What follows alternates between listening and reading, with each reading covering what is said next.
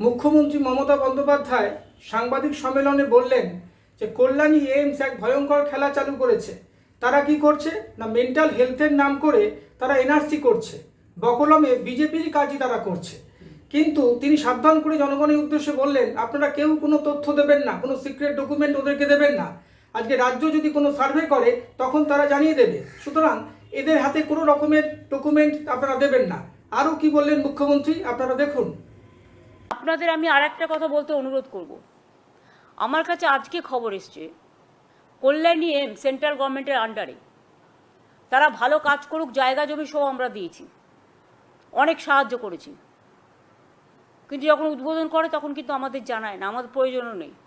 কাজ করা আমাদের কর্তব্য, আমরা করে দিয়েছি, জমিটা আমরাই দিয়েছি, তাই তো।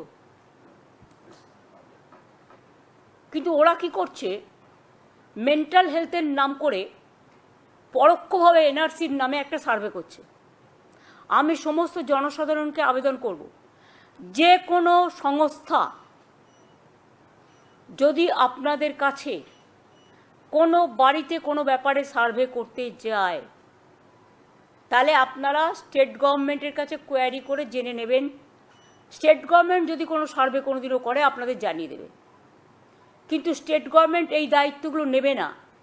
মেন্টাল হেলথ কটা থাকে, মেন্টাল হেলথের নাম করে বাড়ি বাড়ি সার্ভে করে একটা পার্টির হয়ে কাজ করা, ডাইরেক্ট পার্টি হয়ে করুক না, লোক নেই বলে, বিভিন্ন এজেন্সির মাধ্যমে। আর এইমসকে আমি বলবো, আপনারা ভালো করে কাজ করুন, রোগীদের সুস্থ করুন। আমরা আপনাদের অনেক সাহায্য করেছি, আগামী দিনেও করব, কিন্তু দয়া করে এই খেলাটা খেলবেন না। স্টেট গভর্নমেন্টের নিজের মেন্টাল হেলথ ডিপার্টমেন্ট আছে, এটা স্টেট গভর্নমেন্ট করে, এটা আপনার কাজ নয়। কাজে এটা কিন্তু পরোক্ষে অনেক এজেন্সি, অনেক সংস্থার নাম করে গিয়ে বাড়ি বাড়ি সার্ভে করছে আপনার ভোটার লিস্ট থেকে নাম বাদ দেওয়ার জন্য। কাজেই সজাগ থাকুন, সতর্ক থাকুন, কাউকে কোনো ডিটেলস দেবেন না, একমাত্র স্টেট গভর্নমেন্টের অফিসিয়াল লোক ছাড়া। আমাদের ভিডিও ভালো লাগলে লাইক ও শেয়ার করুন, কমেন্ট সেকশনে গিয়ে জানান আপনাদের মতামত। আরও ভিডিও পেতে চ্যানেলকে সাবস্ক্রাইব করুন। প্রতি মুহূর্তে খবরের আপডেট পেতে প্রেস করুন বেল আইকন।